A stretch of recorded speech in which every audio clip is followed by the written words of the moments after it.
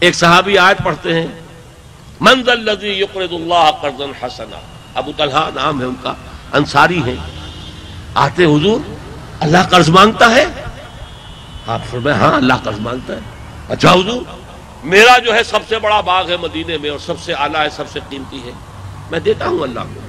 میرا قرض حسنہ قبول فرمائے۔ حضور نے کہا ٹھیک ہے قبول فرما لیا۔ اب گئے ہیں خوشی میں، ناشتے ہوئے خوشی سے، فرحہ و شادہ، اب باغ میں داخل نہیں ہوئے، باغ ہی میں کوئی اپنے لیے رہائش کی جگہ بھی بنا رکھی تھی، بیوی بچے وہاں تھے، باہر سے کہتے کھڑے ہو کر ام طلحہ،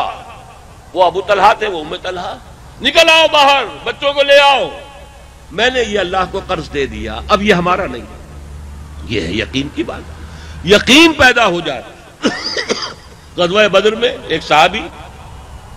اپنے وہ دامن کے اندر کھجوریں ڈالی ہوئی ہیں کھا رہے ہیں، حضور کے پاس آ کر پوچھتے ہیں حضور اگر میں اس وقت جنگ کرتا ہوا مارا جاؤں تو پھر میں جنت میں جاؤں گا؟ ہاں تم جاؤ گے جنت میں۔ تو انہوں نے وہیں جو ہے اپنی جھولی جو ہے جھٹک دی، کھجوریں گرا دی، کون اتنی دیر لگائے، اب یہ جنت کی کھجوروں نہ کھائیں گے جا کے، یہاں کی کاہے کے لیے کھائے؟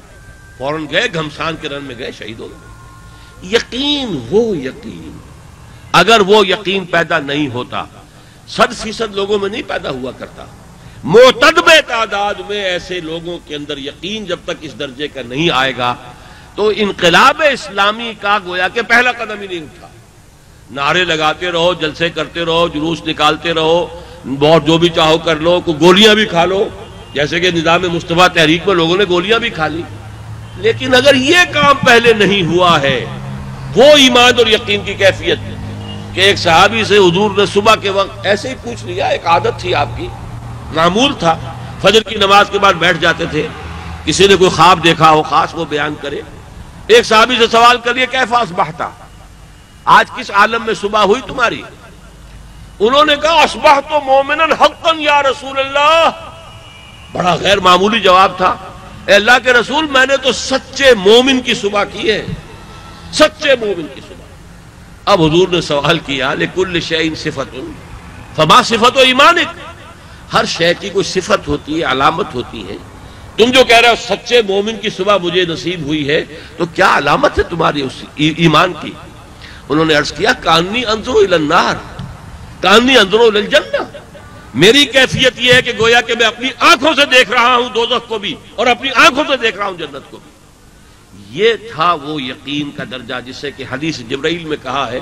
ان تعبد اللہ کانک تراہ فإن لم تکن تراہ فإنہ یراک، یا دوسری روایت میں آیا ان تعمل للہ کانک تراہ فإن لم تکن تراہ فإنہ یراک۔ جب تک یہ کیفیت نہ ہو جائے اللہ کی بندگی اور اللہ کے لیے عمل کیا جائے اس طرح گویا کہ تم اللہ کو دیکھ رہے ہو، ورنہ کم سے کم یہ کہ تمہیں یہ یقین رہے کہ اللہ مجھے دیکھ رہا ہے، یہ ایمان کی کیفیت مطلوب ہے ان لوگوں کے اندر کہ جو انقلاب اسلامی کا داعیہ لے کر اٹھے۔ یہ کام تھا پہلا جو محمد عربی صلی اللہ علیہ وسلم نے کیا اور قرآن کے ذریعے کیا۔